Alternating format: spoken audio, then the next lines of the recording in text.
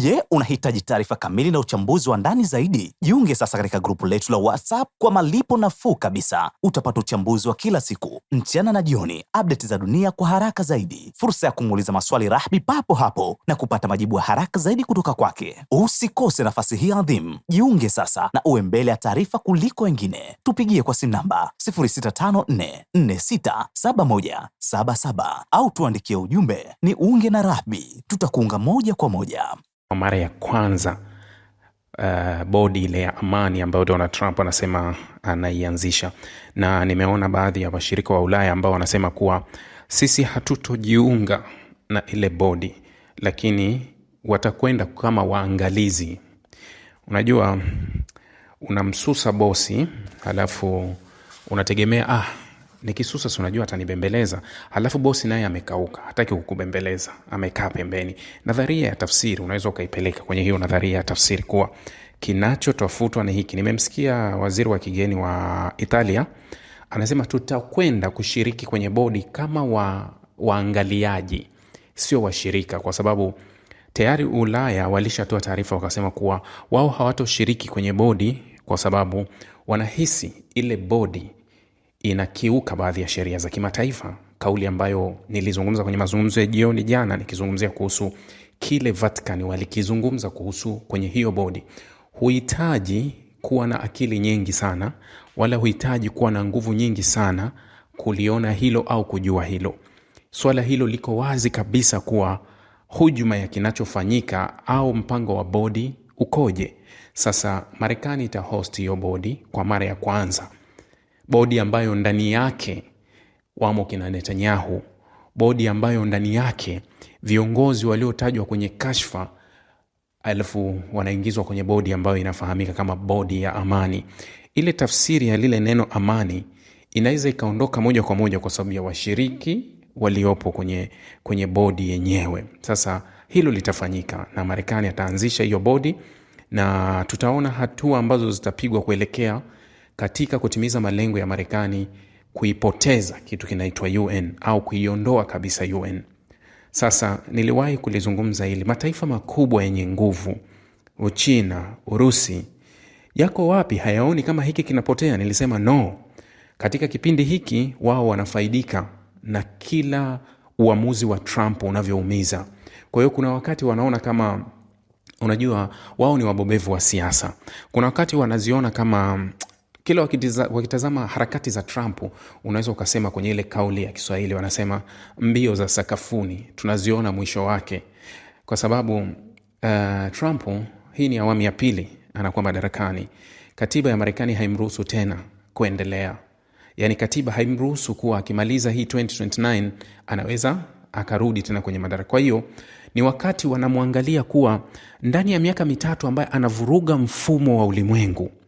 Ni katika kipindi ambacho hizi nchi kubwa Uchina, Urusi zimebanwa sana na hicho kitu na hizo sheria za Umoja wa Mataifa. Kwa hiyo kuna wakati kama Trump anampiga chura teke. Unampiga chura teke, unamuongezea nini masafa yake, na kwa sababu chura ni hodari kwa kutua na anatua vizuri. Kwa hiyo kuna wakati iko hivyo. Nimelizungumza mara kadhaa hili nikiwaambia kuwa Marekani na Trump alivyoingia amewaminya sana Urusi na China, yani anawakera kwenye nafasi fulani, lakini maamuzi mengi ya Trump baadaye yanakwenda kuwafaidisha. Kwa hiyo kuna wakati wanasema kuna kauli moja nimesahau kidogo, wanasema acha ile beniani mbaya kitu chake, lakini wanasema mheshimu nini, mheshimu kafiri sijui ufanye nini. Kuna kauli moja hivi imenitoka kidogo, ili uweze kupata kile unachokitaka, kwa sababu katika kipindi hiki ambacho Trump anawashughulikia Ulaya, Urusi wanachekelea, kwa sababu Urusi wanapata nafuu. Urusi wanapata nafuu nzuri sana. Lakini katika hili kuna upande wa pili, kuna China anaangalia kuwa hatuendi kubanana sana kwenye masuala ya nini ya kisheria, masuala mengine tunaenda kuachiana baadhi ya sehemu, kuwa wewe ukifanya hivi unanihalalishia mimi kufanya hivi. Kwa hiyo maamuzi ya Trump, maamuzi yanayofanywa na Donald Trump hivi sasa yanawapa nafuu sana Urusi na Uchina. Ndio maana unaweza ukaona kuwa kila tunapoona kuwa hiki kitu kinavunjwa na wao wamekaa kimya, sasa inatokea nini? Baada ya miaka mitatu mambo mengi yamevunjwa na wao watakuwa wametimiza mengi. Tukija kurudi kwenye njia, vitu huwa havirudi kwenye nafasi yake. Ni vigumu sana kurejesha vitu virudi kwenye nafasi yake, kwa sababu Urusi anaweza kunyamaza kimya, anaitaka Donbas, 20% ya Ukraine.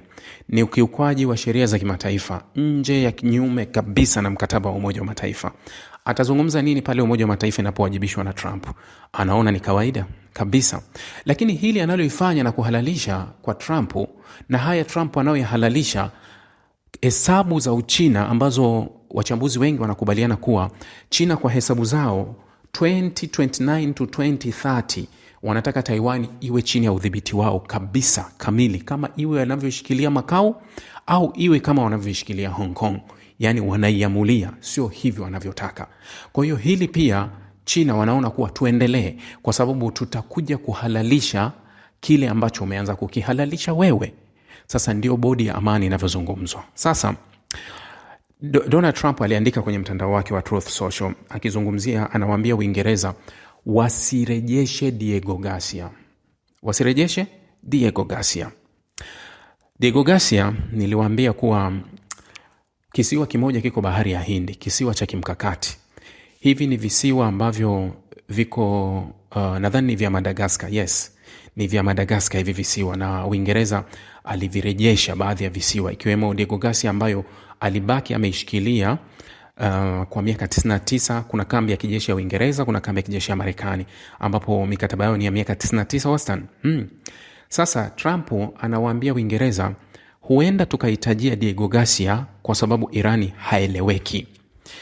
Wakati ule inaitwa 12 Days War, ndege za Marekani, zile ndege kubwa B2 ambazo zilikwenda kushambulia kwenye vinu vya nyuklia vya Irani, zile ndege kwanza zilivyotoka Honolulu kule Marekani, Hawaii, zikatia nanga kwenye visiwa vya Diego Garcia. Kwa hiyo zile ndege ziliruka kutokea Diego Garcia. Unakumbuka kuwa ndege za B2 ambazo zilikuwa zimekwenda pale, zile zenye banka, lakini Marekani alikuwa ameondoa ndege zaidi ya 100 ambazo zilikuwa zimesindikiza msafara huo. Kulikuwa kuna ndege zaidi ya 100 ambazo zimefuatana. Sasa Marekani anamwambia Uingereza aahirishe mpango wake, yani aache mpango wa kurudisha Diego Garcia kwa Madagascar. Kumbuka kuwa wakati Uingereza inairejesha Diego Garcia, ilikuwa ni uamuzi wa kisheria ambao ulipelekwa katika kesi ambayo Madagascar walifungua kupitia mahakama ya ICJ, wakishutumu Uingereza kuendelea kukalia baadhi ya visiwa ambavyo vinatajwa kuwa ni mali ya Madagascar, kikiwemo kisiwa cha Diego Garcia. Kwa hiyo uamuzi wa ICJ uliitaka Uingereza kuachia visiwa hivyo. Umeelewa ICJ ni nani? ICJ ni Umoja wa Mataifa. Kwa hiyo pale unapoona Umoja wa Mataifa unahujumiwa na nchi kubwa zimekaa kimya, kwa sababu karibu nchi zote hizi kubwa zina mashtaka ICJ kwa kuto kutenda haki kwa nafasi moja au nafasi nyingine, walishawahi kufanya hivyo. Sasa Uingereza walitangaza kurejesha Diego Garcia. Marekani, Donald Trump juzi alivyokuwa akitoa hotuba, aliwashutumu Uingereza katika kosa ambalo Uingereza walilifanya ni kutaka kurejesha visiwa vya Diego Garcia kwa Madagascar, alisema Donald Trump. Lakini baadaye walivyombana kwenye bunge la Uingereza, waziri mkuu wa Uingereza Keir Starmer, kuhusu kauli ya Donald Trump, Uingereza ilitoa taarifa ikasema kuwa wakati inafikiria kurejesha visiwa vya Diego Garcia, walimjulisha Donald Trump, na alikuwa ofisini kwa miezi 5 toka ameingia kwa awamu ya pili. Kwa hiyo Uingereza walimjulisha Marekani kuwa tunataka kurejesha visiwa vya Diego Garcia. Na kwa kauli ya Keir Starmer anasema kuwa Trump alibariki, akakubali, akasema sawa, mnaweza mkavirejesha, lakini tunaomba mtuhakikishie uwepo wa kambi zetu za Marekani hapo. Kwa hiyo Uingereza ikawahakikishia Marekani kuwa kambi zenu za kijeshi zitakuwa pale. Lakini mwaka huu Donald Trump alivyokuwa akihutubia, akaishutumu Uingereza kwa uamuzi wao wa kurejesha nini? Diego Garcia. Lakini sasa Keir Starmer alivyojibu bungeni akasema kuwa hatuelewi hiki kitu ni mabadiliko ya nini, kwa sababu tulivyowajulisha na Trump alithibitisha, akasema it's okay. Sasa baada ya hili andiko la Donald Trump kwenye mtandao wa Truth, alivyokuwa akizungumza na vyombo vya habari, msemaji wa White House Kevin Levitt alipoulizwa kuhusu hili kuwa huu uamuzi ni uamuzi upi kwa Marekani, akasema hii iingizwe kuwa ni sehemu ya sera ya Donald Trump. Unajua, nadharia ya sera, kwa kawaida sera ni kitu ambacho watu huwa wanajiridhisha wanaishi nacho, yani ni sera. Sasa sera ambayo hubadilika badilika, unashindwa kuitafsiri kuwa ni sera ipi.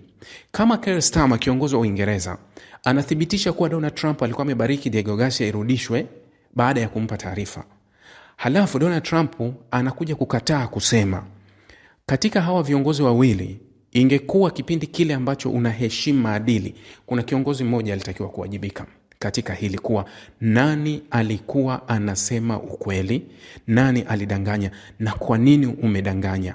Katika maadili ya uongozi, hasa wao ambao wanajiaminisha kuwa ni viongozi wanaoheshimu sana maadili, walipaswa watoe majibu kuwa nani kadanganya, nani hajadanganya. Sasa Trump anamwambia, hacha mpango wako wa kurudisha Diego Garcia, tuachie, kwa sababu huenda tukaitumia Diego Garcia kwa muda mrefu zaidi baada ya vurugu za kutokea kwa Irani. Kwa sababu ukisema Donald Trump anataka aitumia Diego Garcia kwa sasa, tayari kambi za kijeshi za Marekani zipo pale Diego Garcia, na imekuwa ndio kama kituo cha kwanza ambacho kinashusha ndege, zinashuka pale za Marekani, zinavyotoka moja kwa moja Marekani zinakuja pale. Sasa zikitoka pale ndio zinaelekea Mashariki ya Kati, kwa sababu kutoka pale bahari ya Hindi ni karibu sana. Kisiwa Diego Garcia haiko mbali sana na Sokota, haiko mbali sana na Yemen. Kwa hiyo ni rahisi kupita pale na kuelekea Mashariki ya Kati kwa haraka, na ni visiwa vya kimkakati hasa vilivyo pale. Sasa haijulikani kuwa Marekani anataka sasa vile visiwa ni moja kwa moja vishifti, vihamishwe, sio tena avichukue Madagascar, avichukue Marekani moja kwa moja, vibaki kwa Marekani. Bado haieleweki moja kwa moja, lakini kuwa Kevin Levitt alichokisema kuwa hii iingizwe katika sera, katika serikali ya Donald Trump. Yani hii sasa iwe ni sera katika serikali ya Donald Trump. Kwa hiyo Marekani anataka visiwa vya Diego Garcia kimkakati vibaki kuwa sehemu ya kwake. Hiyo ni sehemu moja. Nimeona taarifa ya mzozo mpya wa kisiasa umeibuka baada ya mtangazaji wa kihafidhina wa Marekani Tucker Carlson kuishutumu mamlaka ya Israeli kwa kumzuilia katika uwanja wa ndege wa Ben Gurion Jumatano, kufuatia mahojiano yake na balozi wa Marekani nchini Israeli Mike Huckabee. Maafisa wa Israeli na ubalozi wa Marekani huko Tel Aviv walikataa haraka madai hayo, wakieleza tukio hilo kama ni taratibu za kawaida. Carlson, ambaye amekuwa ni mkosoaji mkubwa wa Israeli kuhusu vita vyake vya Gaza na kile anachokieleza kama unyanyasaji wa Wakristo, alisema watu wanaojitambulisha kama maafisa wa usalama wa uwanja wa ndege walimnyang'anya pasipoti yake na ile ya timu yake. Aliongeza kuwa mtayarishaji mkuu wa kipindi chake alipelekwa kwenye chumba cha pembeni na kuhojiwa kuhusu maudhui ya mazungumzo yake na balozi huyo. Ilikuwa ajabu, alisema Carlson. Walichukua pasipoti zetu, wakampeleka mtayarishaji wetu mkuu kwenye chumba cha pembeni, na kisha wakataka kujua tulichozungumza na balozi Huckabee. Sasa tuko nje ya nchi. Huckabee, ambaye ni mfuasi mkubwa wa Israeli, alikataa kwamba Carlson alikuwa amekamatwa. Alisema wasafiri wote wanakabiliwa na uchunguzi wa usalama wanapoingia au kutoka Israeli, hata mimi nikiwa na pasipoti ya kidiplomasia. Ubalozi wa Marekani pia ulisema jambo hilo lilihusisha maswali ya kawaida pekee. Uliongeza kuwa jukumu lake lilikuwa tu katika kuratibu kutua kwa ndege ya kibinafsi ya Carlson, na kusisitiza kwamba alipokea matibabu sawa au alipokea huduma sawa na wageni wengine. Mmeelewa. Ukienda kwenye mikataba ya AIPAC, shirika la kizayuni la Marekani, jinsi linavyowasainisha mikataba wale wanasiasa wa Marekani dhidi ya Israeli, yani unaambiwa Israeli kwanza, Israeli. Serikali ya Israeli hata ikimuua Muisraeli unatakiwa usimame na Israeli. Sasa hebu angalia kitu kimoja. Carlson ni Marekani, amekwenda kumhoji balozi wa Marekani Mike Huckabee, balozi wa Marekani Israeli, ambaye unamjua ni mzayuni totally. Na bila shaka Carlson ameenda kumhoji kwa sababu jina la Mike Huckabee lipo kwenye faili za Epstein. Jina la Mike Huckabee lipo kwenye faili za Epstein. Mnakumbuka wakati aliuawa Charlie Kirk, yule alikuwa muhafidhina, baada yeye niliwaambia alibadilika sana baada ya kuanza kuikosoa Israel, baada ya kuiunga mkono Israeli. Alivyouawa Charlie Kirk, vyombo vya habari au wachambuzi wengi Marekani walikuwa wakiwasonta watu wawili ambao huenda wakafata nyayo za Charlie Kirk, ambao watakuwa wanawindwa na Mossad na Israeli na wafuasi. Aliyetajwa alikuwa ni Carlson Tucker. Huyu Carlson ni right wing, ni Republican ambaye yuko kabisa kwa Republican, lakini amekuwa ni mkosoaji mkubwa katika sera za Trump.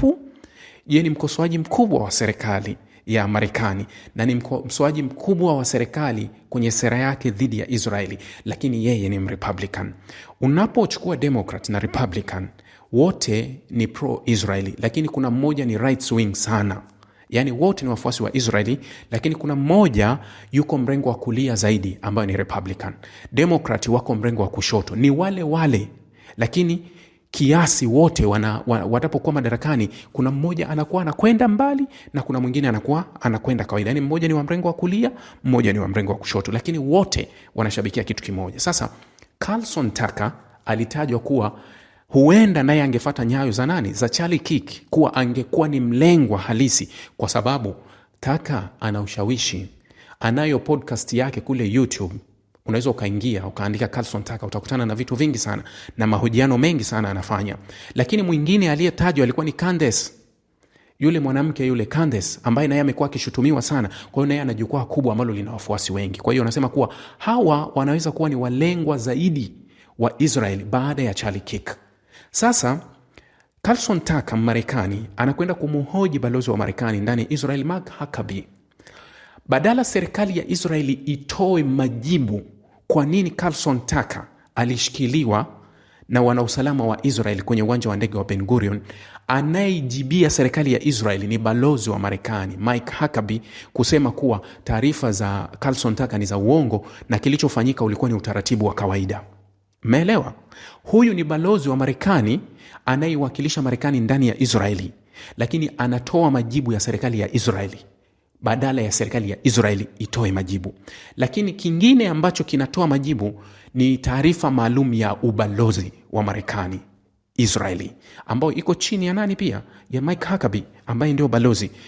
Huyu Mike Huckabee, labda nikukumbushe, wakati Emmanuel Macron ametangaza mwaka jana kuwa Uingereza, Ufaransa na Canada, Australia zitakwenda kwenye mkutano wa UNGA 80 na zitatangaza kuitambua Palestina, Mike Huckabee aliwajibu wa Faransa akamwambia hivi Macron, kama wewe unaipenda sana Palestina, basi kata eneo katika nchi yako ya Ufaransa uanzishe na uite Palestina. Sio serikali ya Israeli iliyojibu hilo, isipokuwa Mike Huckabee yeye anaijibia hiyo, yani anaijibia Israel. Kwa hiyo unarudi kile nilichokisema kuwa mkataba wa AIPAC yani unawataka wawe wajibu. Juzi wakati Senator Lindsey Graham ambaye ni mzayuni alivyoinyoshia mikono Saudi Arabia, nilizungumza, aliusonta utawala na akamnyoshia mkono MBS Mohammed bin Salman, akamwambia kuwa utawala wako umekuwa kimya sana kuwaacha wakosoaji wa Israeli wanakosoa Israeli na wanaikosoa UAE kwa kiwango kikubwa kwa kumuita nani? MBZ Mohammed bin Zayed kuwa ni mzayuni. Akamwambia kuwa ni uongo na uache kufanya hivyo. Mnakumbuka Lindsey Graham alichokifanya? Yule ni mzayuni, aliamua kufanya kile. Kwa sasa hawa ndio viongozi wa Marekani ambao unaweza kusema kuwa hawa ndio wale AIPAC lobbying, yani viongozi waliopigwa lobbying kubwa na mashirika ya kizayuni ya Marekani kama vile AIPAC. Ndio maana badala asimame na raia wa nchi yake kuelezea nini kilichotokea, hayuko. Mnakumbuka kuuawa kwa Shirin Abu Akleh mwaka 2020 kama mnakumbuka. Shirin Abu Akleh alikuwa ni mwanahabari wa kituo cha Al Jazeera. Alipigwa risasi nje ya kambi ya wakimbizi ya Jenin, West Bank. Alipigwa risasi na askari wa Israeli ya kichwa. Shirin Abu Akleh alikuwa ni Mpalestina Mwarabu Mkristo Marekani. Unielewe, alikuwa ni Mpalestina ambaye alikuwa na dual, alikuwa na uraia wa Marekani, ambaye pia alikuwa ni moja ya Waarabu wa Kristo. alikuwa ni ripota wa kituo cha Al Jazeera. Marekani haikuchukua hatua yoyote kwa Israeli kwa kumlinda raia wake aliyeuawa kwa kupigwa risasi ndani ya Israeli. Marekani haikuchukua hatua yoyote, wala askari wa Israeli walivyokataa kwanza, uchunguzi ulivyokuja kuthibitisha alipigwa risasi kusudi kabisa.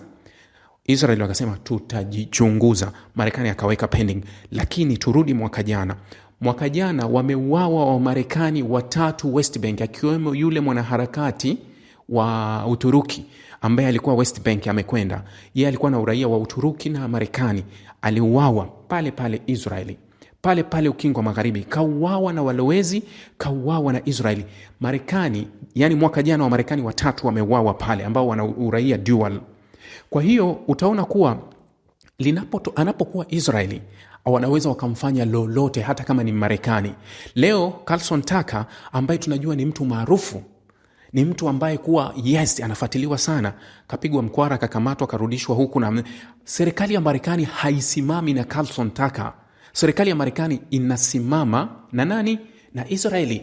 Ndio maana huwa nawaambia kwenye ule mzozo wa Uturuki na Israeli, niliwahi kuambia kuwa hata kama itatokea vita kati ya Uturuki na Israeli kwenye mzozo wa Syria, nikawaambia kuwa kifungu cha 5 cha NATO ambacho kawaida kinatakiwa kisimame na mwanachama wa NATO. Sasa ukimchukua Uturuki na Israeli, nani mwanachama wa NATO? Uturuki ni mwanachama wa NATO. Kifungu cha